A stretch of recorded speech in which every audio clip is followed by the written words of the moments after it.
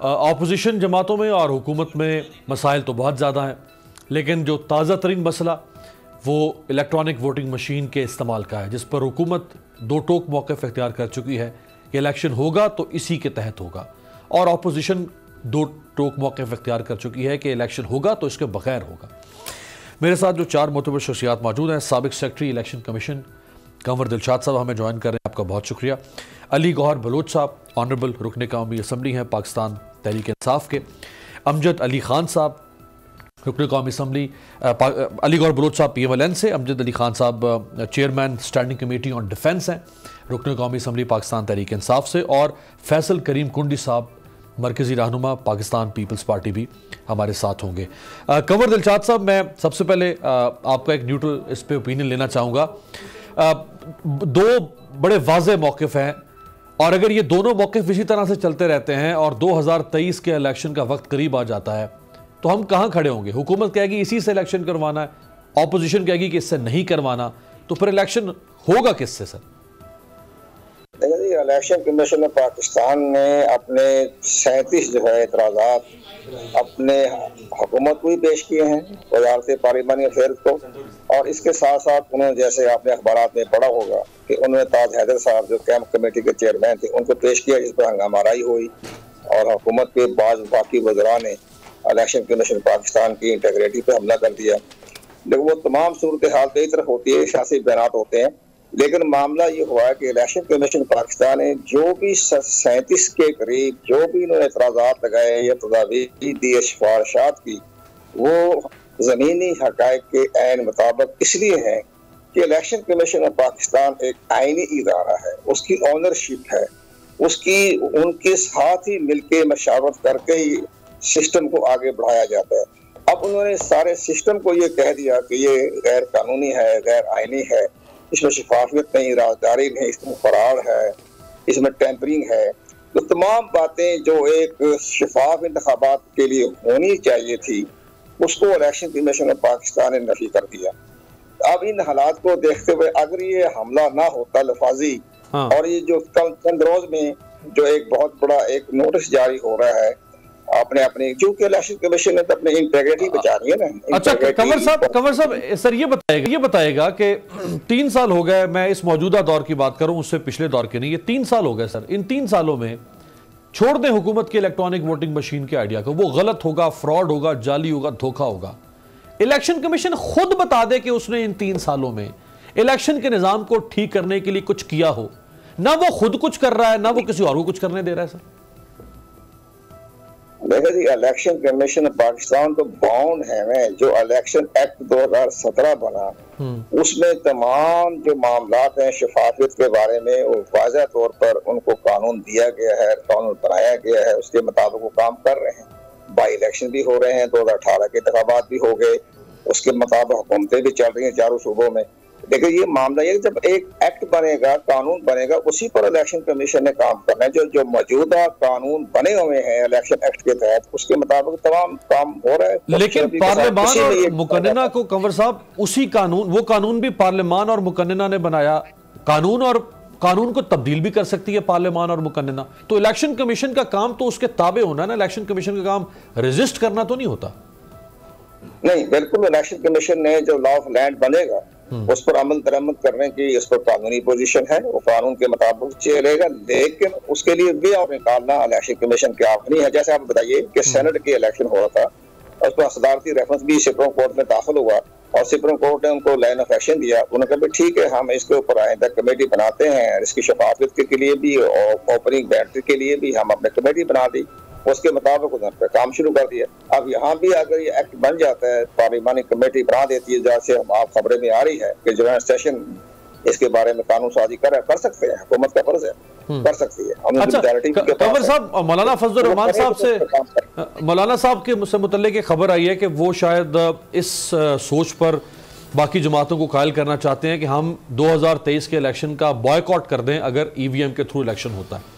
वो PMLN को ज़ाती हैसियत में कायल करेंगे नवाज शरीफ साहब को, बाकी PDM उनके साथ चले या ना चले। लेकिन अगर ये सूरत हाल हो जाए कि कुछ जमातें और main stream national parties boycott कर दें इलेक्शन का, तो फिर इलेक्शन कहाँ स्टैंड करेगा 23 का? इलेक्शन हो जाएंगे, बाइकाट करते रहे, उसमें क्या फर्क पड़ता है। तो वही बात यह है कि 2008 के इलेक्शन में तहरीक इंसाफ ने और जमात इस्लाम ने बाइकाट किया, इलेक्शन होते चले गए। अब अगर वो बाइकाट करके और किसी को महफूज रास्ते देना चाहते हो दे दें। पीपल पार्टी तो उसकी बाइकाट में नहीं जाएगी, बाकी जमातें भी नहीं जाएगी, जमात इस्लामी भी नहीं जाएगी, तमाम जमातें इलेक्शन में हिस्सा लेगी। अगर मुस्लिम लीग एन और इसके बाद अगर पीडीएम की जो है फजल रहमान साहब इंतखाब में हिस्सा नहीं लेते तो बाकी ठीक है, वो तो इंतखाबात तो वक्त हो जाएंगे। किसी के बाइकाट करने से तो इंतखाब का शेड्यूल चेंज नहीं होगा, बिल्कुल ठीक, इलेक्शन रुक नहीं सकता, बिल्कुल ठीक है। अली गौहर बलोच साहब, है कोई मौलाना साहब की तरफ से राब्ता आप लोगों से किया गया कि अगर हुकूमत बज़िद है तो फिर हम इलेक्शन कंटेस्ट नहीं करेंगे?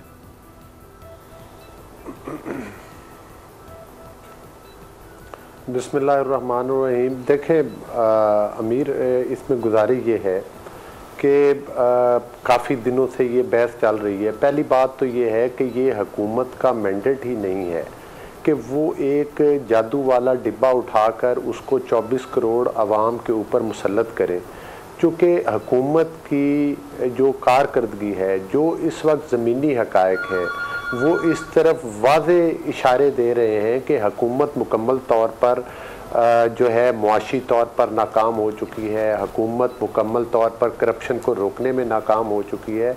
बल्कि करप्शन को रोकने में नाकाम क्या हो चुकी है, वो खुद करप्शन की प्रोटेक्शन कर रही है और ख़ुद अपनी जेबें भर रही है और पाकिस्तान का ख़जाना लूट रहे हैं। यही वजह है। और जो सर्वेज आ रहे हैं, पाकिस्तान के अवाम जो हैं वो उनको आने वाले इंतखाबात में वोट देने के लिए तैयार नहीं। लिहाजा हुकूमत को कोई ऐसा चोर दरवाज़ा चाहिए जिसके ज़रिए उनकी कामयाबी यकीनी हो जाए। और उसका वाहिद जो हल उनको नज़र आया है वो ये एक इलेक्ट्रॉनिक मशीन है जिसको दुनिया के जदीद तरीन ममालिक जो हैं वो रिजेक्ट कर चुके हैं। जर्मनी इसके ख़िलाफ़ लेजिस्लेशन कर चुकी है। इलेक्शन कमीशन ऑफ पाकिस्तान जो है वो उस पर तहफ़्फ़ुज़ात का इजहार कर चुका है। कि बुखलाहट की ये हालात हैं कि वो मीडिया पर खड़े होकर ये तो कहते थे, दूसरी पार्टी पर क्रिटिसाइज़ करते थे कि ये जनाब इदारों पे तनकीद करते हैं। इन्होंने तो इलेक्शन कमीशन ऑफ पाकिस्तान को नंगी गालियां दी हैं और इनके वज़रा में लाइन में खड़े होकर दी हैं। लिहाजा ये सिर्फ और सिर्फ ये चाहते हैं कि पाकिस्तान के आइन को करके, पाकिस्तान की कानून साजी को बिल्डोज करके किसी तरह से ये जादू का डिब्बा मुसल्लत किया जाए। अच्छा, एक लम्हे के लिए अली भाई, एक लम्हे के लिए अगर जिन हाथों ने अगर ये जादू का डब्बा आप लोगों पर मुसल्लत हो जाता है, एक लम्हे के लिए हम हाइपोथेटिकली फर्ज कर लेते हैं कि मुसल्लत हो गया आप पे, अब आपके पास you are left with only option कि या आप इलेक्शन लड़ें या फिर आप इलेक्शन का बॉयकॉट कर दें, और अगर लड़ना है तो आपने इससे लड़ना है, तो फिर फैसला क्या होगा नून लीग का? सर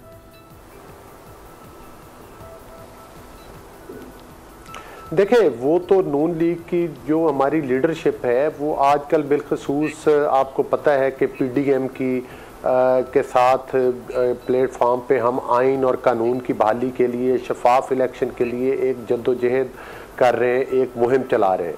तो वो तो पीडीएम की लीडरशिप डिसाइड करेगी। बहरहाल अगर आप नून लीग का मौक़िफ़ पूछें तो नून लीग की आला क़यादत जो है जो भी मुशावरत के बाद फैसला करेगी, पाकिस्तान मुस्लिम लीग का हर एक वर्कर जो है वो उस पर मनोअन अमल करेगा। जिस इलेक्शन में पाकिस्तान की सबसे बड़ी पॉलिटिकल पार्टी और उसकी इलाकी पार्टी बाइकाट कर देंगी, उनका अखलाकी तौर पर और कानूनी तौर पर क्या जवाब रह जाएगा उन इलेक्शंस का।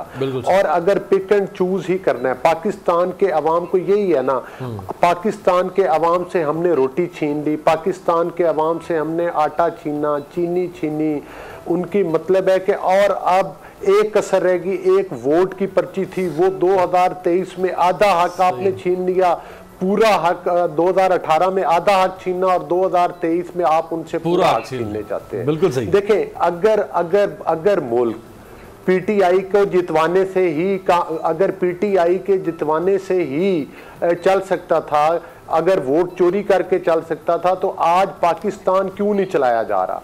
आज पाकिस्तान की इस सिलेक्टेड हुकूमत को हर तरह की वो सपोर्ट हासिल है जो कि इसको हासिल नहीं होनी चाहिए थी। फिर भी पाकिस्तान मुआशी तौर पर तनज़ली का शिकार है। सब्सक्राइब करें और बेल दबाएं ताकि कोई खबर रह न जाए।